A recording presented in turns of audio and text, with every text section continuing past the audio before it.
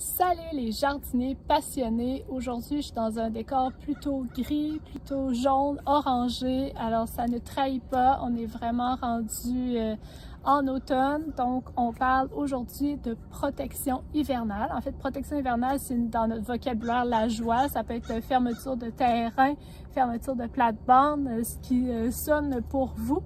Selon moi, ce qu'on peut regrouper dans la protection hivernale, c'est 1. La taille, 2. L'attachage et 3. Vraiment les protections.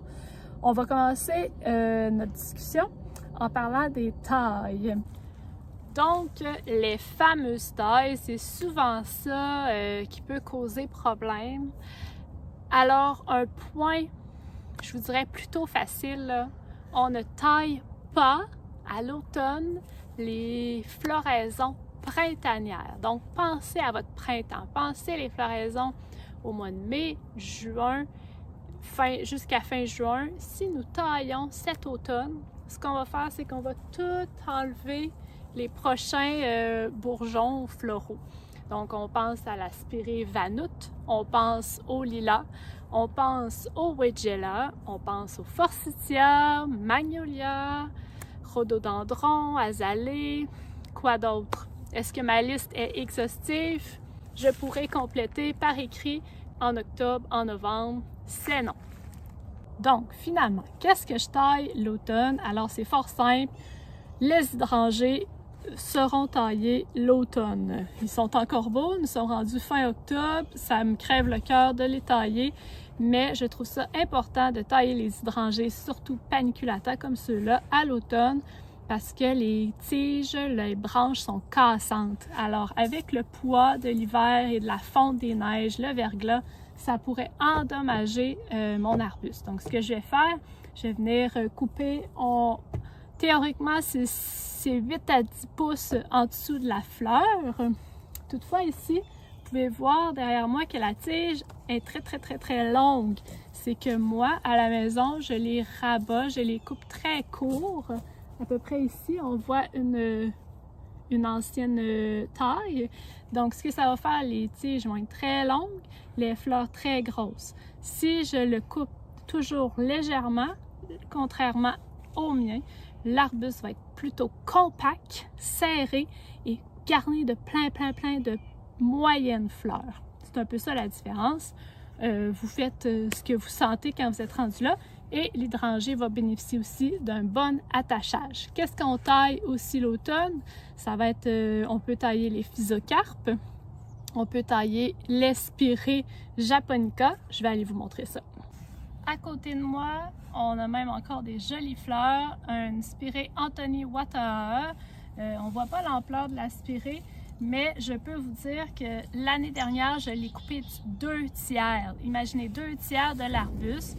Donc, les spirées japonica, toutes les spirées qui vont fleurir roses, blanches durant l'été, donc à partir de juillet, vont vraiment bénéficier d'une forte taille. Pourquoi? Bien, c'est qu'on les garde jeunes. En les gardant jeunes, elles vont fleurir à plein et c'est ça qu'on veut des spirées. Et théoriquement, on n'aurait pas besoin d'attacher les spirées, de faire des petits boudins avec elles parce qu'on les taille tellement qu'on n'est pas capable de les attacher. Ça, c'est votre guide pour savoir si vous avez taillé assez fortement vos spirées. On peut tailler aussi à l'automne les potentilles. Ils vont vraiment bénéficier elles aussi d'une forte taille. Quoi d'autre? Les vivaces. Parlons maintenant des vivaces.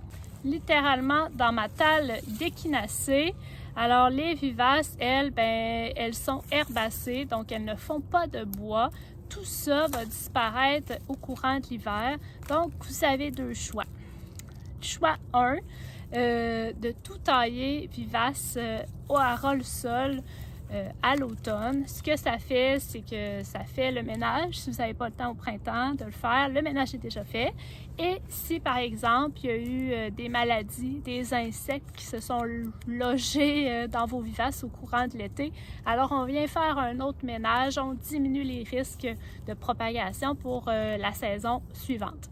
Deuxième option, c'est de tout tailler au printemps prochain, de faire le ménage au printemps prochain.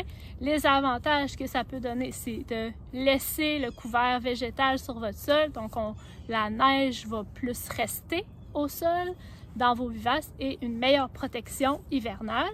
Et avantage aussi, eh bien, les oiseaux adorent souvent se loger et se nourrir des restants de vivaces, donc ça peut être une bonne aide pour la nature durant nos hivers arides. Et les fameuses feuilles mortes, feuilles sèches des arbres, que fait-on avec? Eh bien, encore là, c'est selon votre emploi du temps, selon votre goût. Les avantages à les laisser au sol dans les plates-bandes, eh bien, c'est un bon couvert, encore une fois, pour retenir la neige dans vos plates-bandes et protéger vos vivaces et arbustes. Sur le gazon, eh bien, avec une mince couche, il ne faudrait pas avoir toute la forêt, l'érablière qui se décharge sur votre gazon. Là, ça pourrait causer de la pourriture sur votre pelouse. Mais en ayant une mince couche et en déchiquetant les feuilles, ça nous fait un bon apport en engrais. Et toutefois, exception à la règle, si vous avez, par exemple, ici c'est la tache goudronneuse de l'érable ou bien du blanc dans les chênes, en laissant les feuilles mortes au sol, on pourrait accentuer ce genre de maladie, champignons. Donc dans ces cas-là, on conseille fortement de les ramasser. Alors, quand on commence à tailler les vivaces et arbustes à l'automne, eh bien, la nature va vous donner le signe quand les feuilles commencent à changer de couleur, quand les feuilles débutent tout juste à tomber, eh bien, c'est le parfait moment pour commencer à tailler. Au niveau de l'attachage et des protections hivernales, eh bien, je vous en reparle dans quelques jours. Ceci, il faut attendre d'avoir la tuque et les gants le plus possible pour faire ces actions-là au jardin. À bientôt! À ce week-end! On va faire ça ce week-end, OK? Suivez-moi et si vous avez des questions, écrivez-moi ici. Bye!